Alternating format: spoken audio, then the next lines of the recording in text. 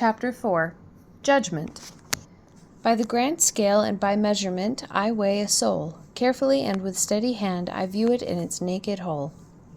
Envant Bodes, 9th couplet, in Time of Promise, page 101. Dysandra opened her sleepless eyes, gazing at the promise of a sunrise. She'd spent the night meditating to collect herself. Although she had hoped she could sleep, Dysandra noted how an active mind could push the body past rest with ease. She gave a deep breath, then stood up, stretching her muscles. She glanced at her gleaming white armor on its stand, then opened the door, walking out as the strips of her robes fluttered behind her heels. Each of the ornamental robes had its own distinctive cut and even motifs. Each arch would have 3 robes, one for daily wear, an ornamental robe for events of import, and even a battle robe made of rough and reliable fabric. Dysandra's ornamental robe flowed over her shoulders, 2 main strips on either side of her chest. Along the back near the waist height, the robe splintered into a multitude of strips. From what Gid had told her, it was meant to resemble rays of light. Dysandra walked along the corridors, eyes flitting up to the high vaulted ceiling. She turned left, bringing her to the chapel, a wide open space with carpeted floor in the middle, and on the sides, rows of pews before her like lines of men before a battle. They wouldn't host any services today, nor would any citizens be let in. Not even the choir would be present, although it was still early enough in the day that she'd be surprised to see anyone here. She walked up to a set of stairs at the end of the chapel, leading up to a separate office where the arches would pray. The room stood on a parapet overlooking the congregation, a simple wooden room covered with white fabric with gold embroidery and borders, tassels hanging down from the edge of the cloth. She ducked her head in and saw a small cushioned platform holding an Envant Bodes. Her eyes slid over it. She'd already shifted through all 5 books enclosed therein. Her siblings would be here soon, and she told herself that she'd committed when they did. Committed to one action or another. She told herself that she'd be committed when they did. Committed to one action or another. She closed the wooden door behind her, then assumed the first praying position, lowered her torso, bending her knees at 90-degree angle, chest leaning somewhat in and knees level with her hips. She clasped her hands together, palms meeting as she spoke. Divine Bonsmodes, holy is thy name. May you be well, and may you look favorably upon me.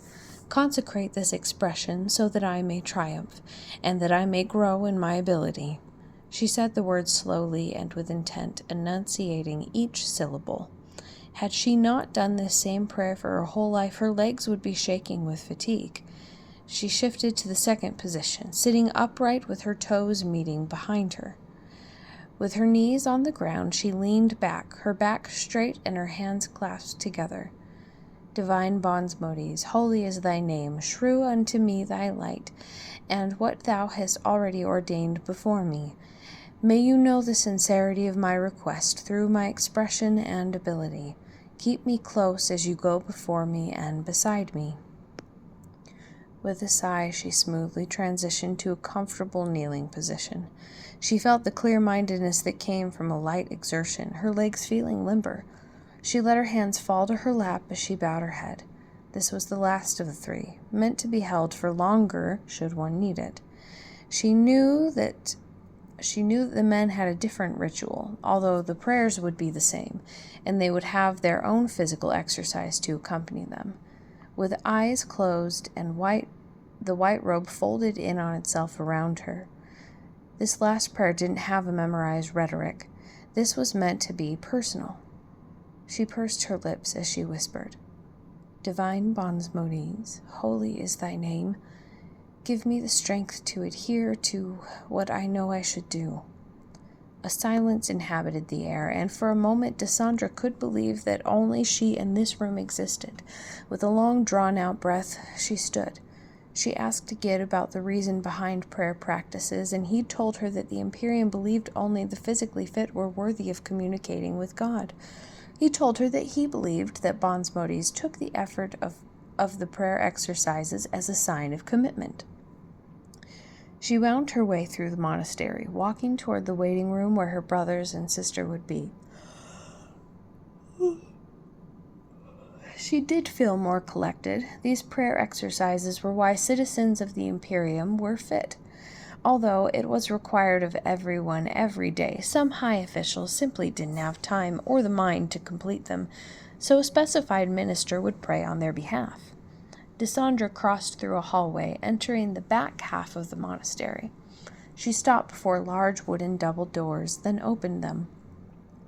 The arches were expected to give the daily prayer exercise, even holding the poses for longer due to their station and training. Her siblings waited inside, some standing with arms across their chest, others sitting on the benches, heads bowed in thought. Ornate and regal robes were worn by all of them. All looked up, then followed her out as she led them to the very back of the monastery. A bailiff nodded to her and kept his head down as he held open a door for the arches. There would be two of them, one here and the other down with the boy. The arches filled in, sitting in their respective chairs on a curved half-circle that looked down on the floor under them. The wood was finely carved, and the height reiterated the clear difference of the arch's power and station. Dysandra nodded to the bailiff, and Tal was brought into the circular courtroom. Majestic mosaics ornamented the walls, floor, and ceiling. Dysandra didn't know how to feel about having such fine artistry on the floor. It felt disrespectful to walk on it, especially when she considered the religious connotations portrayed in the art. Tal kept his despondent eyes on the floor. The boy looked tired. Dysandra rubbed her eyes. She hadn't gotten much sleep last night either, although if she had to guess, that wasn't the reason Tal was so despondent.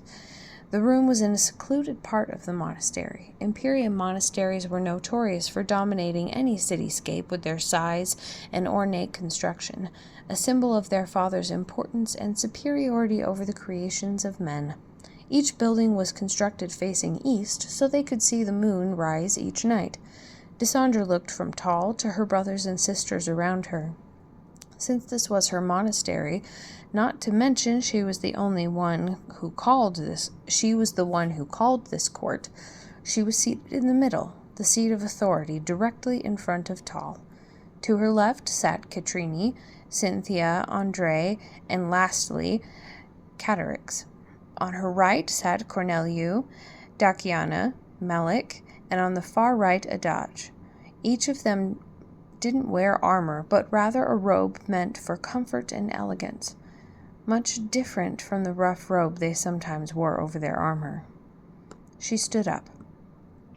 "Welcome, my fair brothers and sisters. I hope that we have found one another well and prosperous. The child you see before you was found and retrieved from Abrita, a territory in my district that I was tasked with governing. As I'm sure most of you already know, each of us have been entrusted with eradicating a new disease, the taint, as it is colloquially known. A large amount of information is still unknown besides the warnings of a past awakened. We know that it infects people and uses a portion of astral energy to fuel a physical change of appearance and ability. That's all the information the Imperium has on it. My proposition is to research this taint in the person you see in front of you. As this topic now reaches the floor, we may open it up for discussion." "Ruthless Dysandra," Adaj said with a whisper. She had leaned back after she said it, posture relaxed as her robes draped to the bottom of her chair. Dysandra was joined by a few others as they flicked their questioning gazes at the tan woman. "I think it to be wise, precarious but wise nonetheless. I think we have all seen what this taint has done in our districts.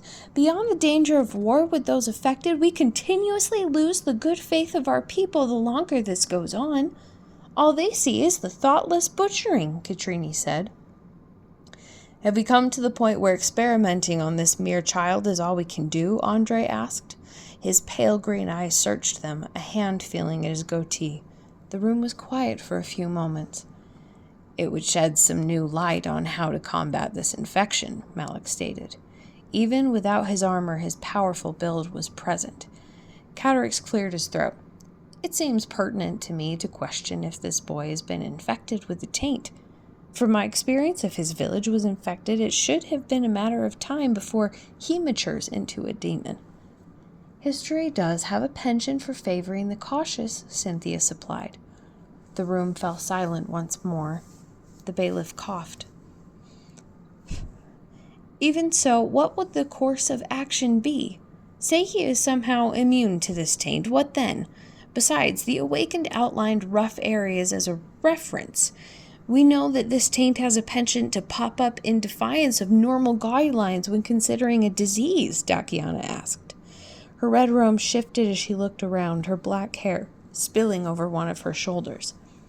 I'm inclined to agree. In both cases, whether he is or not, still leaves us with how to implement such measures.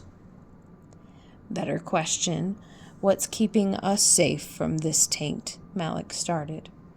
We still don't know how this is transferred. By keeping him alive, we threaten everyone with succumbing to the taint. I say we kill him now. It worked in the old days. We all read the same histories, well, besides Cynthia. Kill the infected, burn the corpses. Catarix and Cynthia seemed to think the proposition over.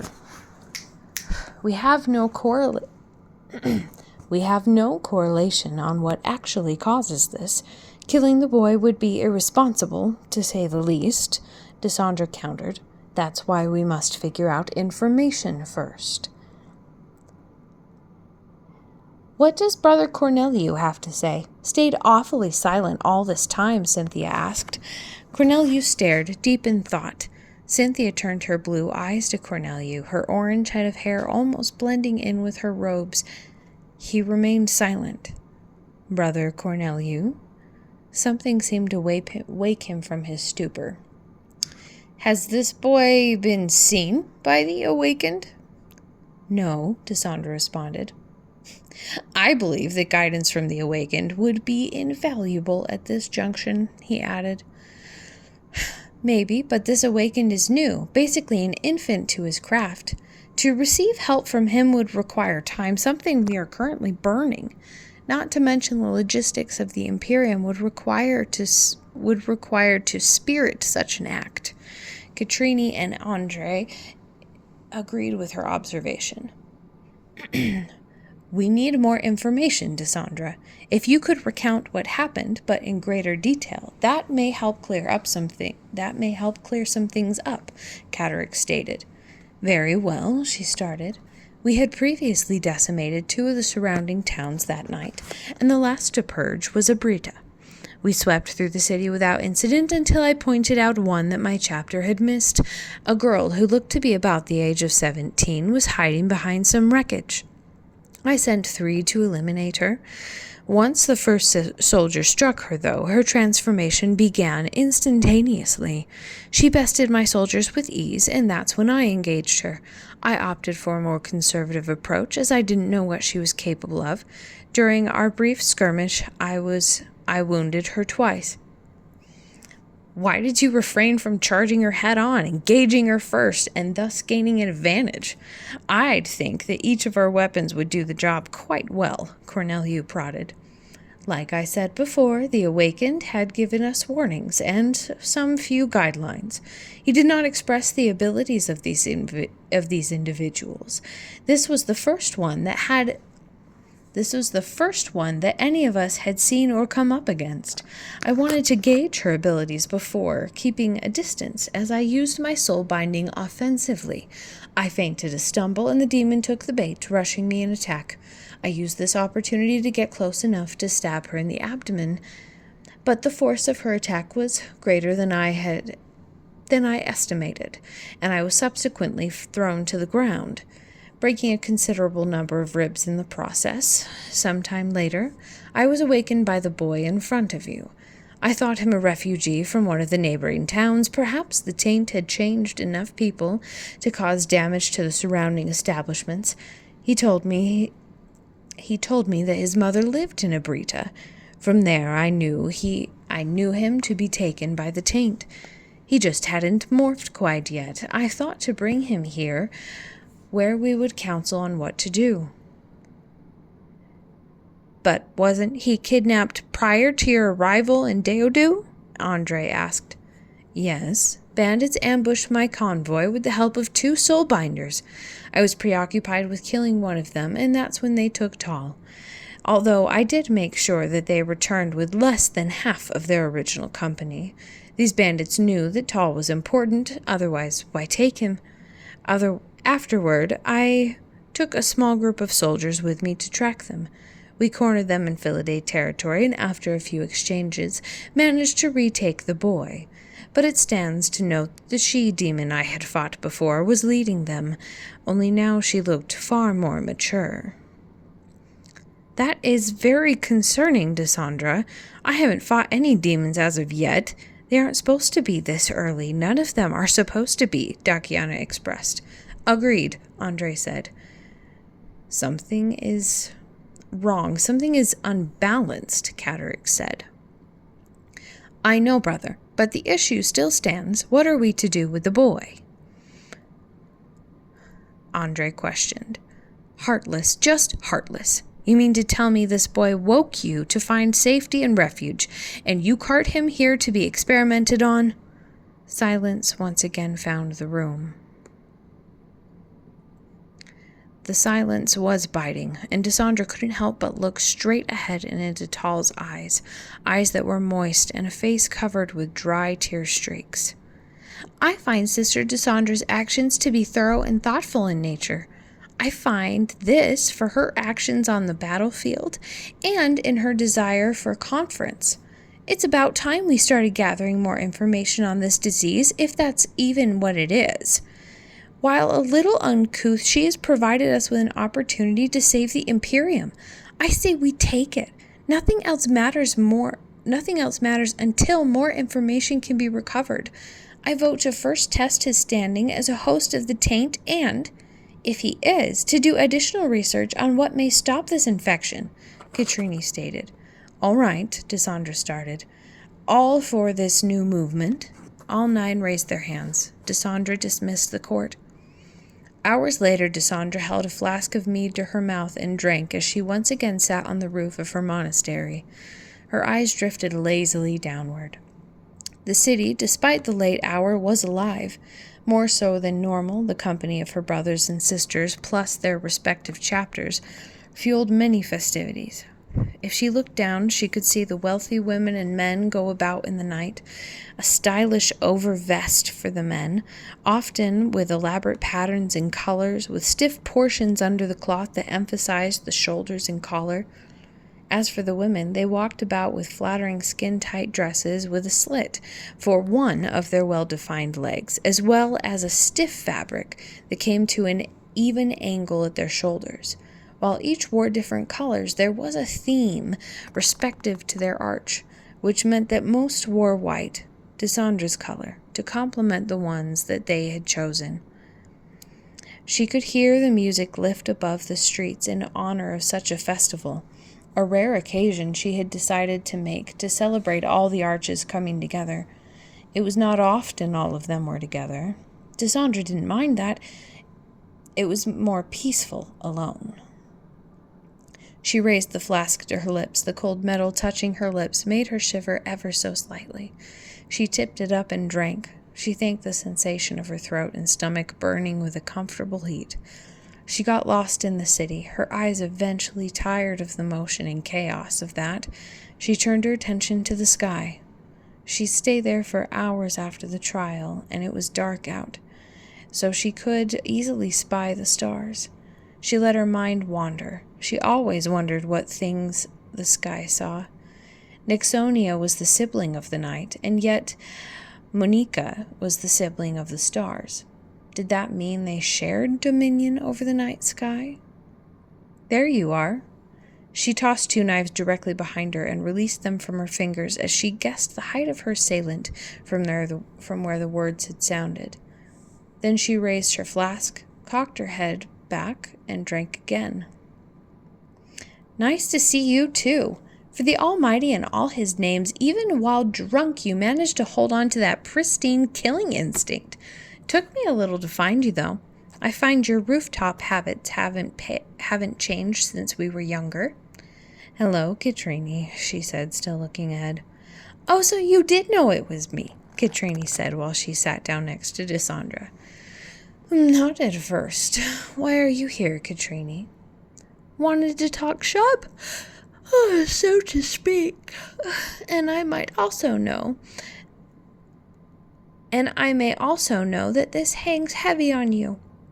What's the Archpriestess of Purity and Direction, leader of the Deodu Monastery, sister of the Silent Lips, and okay. I'll talk. Goodness, sister. I've seriously underestimated your interrogation tactics. You know, most of the time you drag all those titles around you with great respect and pride, but I've noticed that when you are like this, you spontaneously have this burning resentment towards them." Dysandra shifted. "Okay, now you know a little too much. I'll have to kill you." She grunted. "You already tried. Pass the flask." She passed it, and Katrini took a curious sip. "Ooh, that's nice. That's really nice. Have to get some of this for the road. Here you go," Katrini said as she threw it back toward Dysandra. Dysandra was still entranced by the sky, but she didn't need her eyes to catch. She used her ears. She listened to it slowly fly through the air and caught it. "Thank you for what you said in court. The support was welcome. Do you ever look at all of them and just see children? Like how we were back in the day? If the question isn't too odd." I suppose a little. Catarix and Adaj haven't changed one bit, that's for sure. Dakiana is more confident, more sure of herself, but I don't know who Corneliu is anymore. When he was just a boy, all he could do was joke around. Now I don't know. Why do you ask, Dysandra? Who knows? I think seeing everyone has got me reminiscing. I'm sure you are. Dysandra took a sip from the flask. So anyways, have you any ideas on how we're going to find out if that poor boy has the taint? Katrini asked. I figure we'll try a reverse projection of sorts, but if that doesn't work, the other demon changed when she was in physical distress and or pain. Maybe something similar would cause Tal to change. Tal? His name, Dysandra clarified. I hope that the projection will work then. I hope so. The next morning, Dysandra walked down to the basement flanked by soldiers. She halted her approach when she arrived in front of Tal's cell. She saw Tal wrapped in the gray blanket of his prescribed cot. She called his name. He didn't react. She looked down and gave the word. The soldiers opened the door to the cell and bustled in, coming out with a despondent and slighted Tal. Be careful with the boy, Captain. Follow me, she said. She led them to a singular room, separate from the rest of the floor, down hallways that seemed to be as old as time itself. Every 10 or so feet, an equally odd-looking sconce lit with a timid flame would light their way. She stopped at a stone door. Engravings etched on the carved frame testified of its significance. Thank you, Captain. I will escort the boy from here. You are to remain here and keep your watch over this entrance. Understood? Dysandra said. Understood, Archpriestess. We eagerly await your return. Dysandra took Tal's hand and opened the door, leading the child into a dark room. The door scraped closed.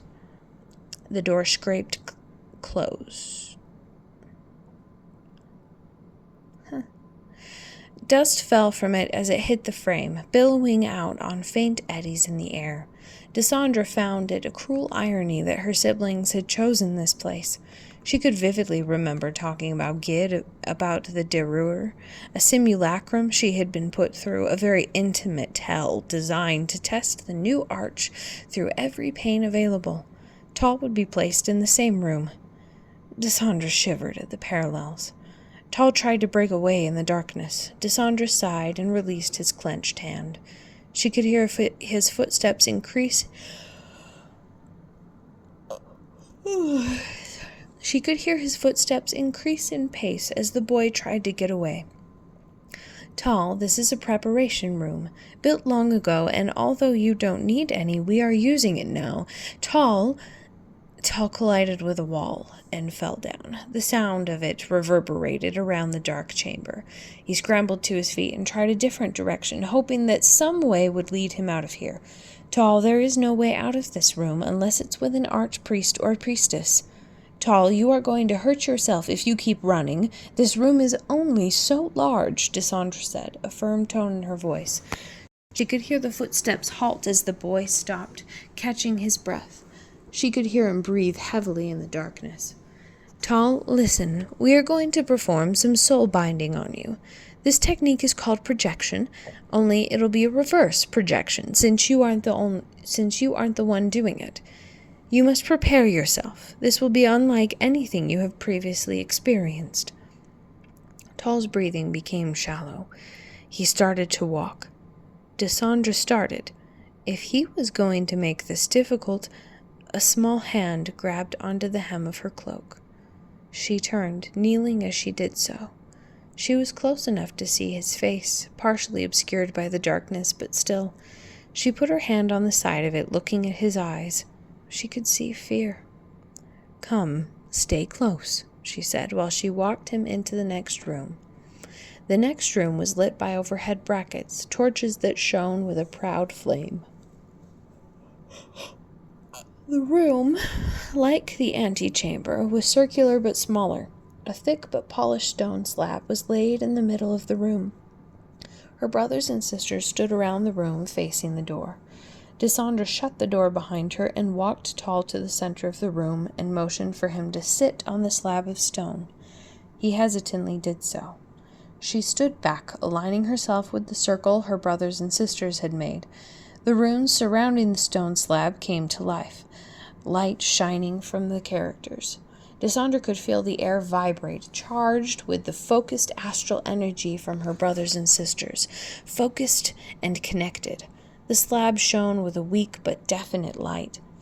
Dysandra directed her astral energy toward Tal, toward his soul. A projection was when one ejected their own spirit from the confines of their body.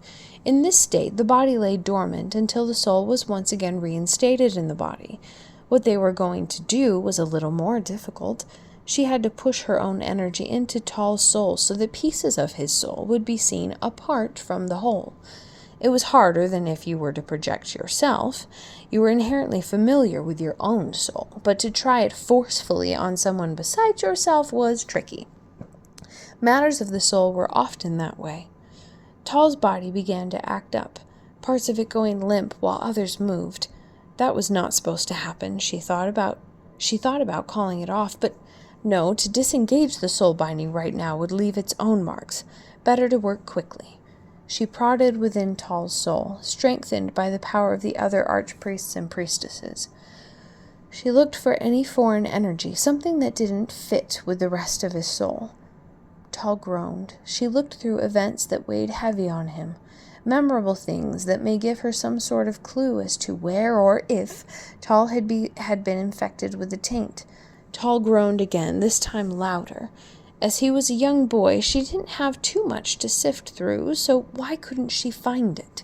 She went deeper, looking for any indication of foreign astral energy. Something caught her eye. She tried to push closer to it. Tal started groaning loudly, his limbs slightly thrashing. It was deep, and Dysandra couldn't tell what it was exactly. It didn't seem like abnormal energy, but Dysandra pulled back as Tal whimpered. She started to completely withdraw herself from his soul slowly. If she did it too quickly, it might cause more harm to be done to the boy. She, having disconnected herself from his soul, severed the link. Tal's body became still, sinking onto the slab, unconscious. The others looked at her for a consensus. She took a deep breath to steady herself. While it did take a little while, I did manage to find some abnormal energy within his soul, but I was not able to recognize it or get close enough to do so. So we try again, Malik supplied. I don't think that to be wise, Dysandra started. We all saw the response his body took as I tried to search his soul. If we continue, it may cause greater stress and harm to both his body and soul. If either sustained more than it could handle, we won't get accurate information. The room went quiet as they thought about how to proceed. Dissandra told me of the demoness, she thought. Physical harm was a catalyst in her change. It is logical that the same applies to this boy, Katrini said. All right, then. We give the boy the night to recover and resume this in the morning, Catarix affirmed. Well, why not now? Asked Andre. Because the boy needs rest, and it is almost midnight, Cynthia answered. Dissandra gasped. How is it already the middle of the night? Time can act strangely when soul binding is present. It wouldn't surprise me if the same has happened here. I only hope the boy perceived time in the same way we did, Dakiana said. One can hope, Adaj said. Can we trust you to see the boy back to his dwelling? Corneliu asked Dissandra. She was surprised to hear him speak. You have my promise, brother. I will see the boy returned safely to his chamber.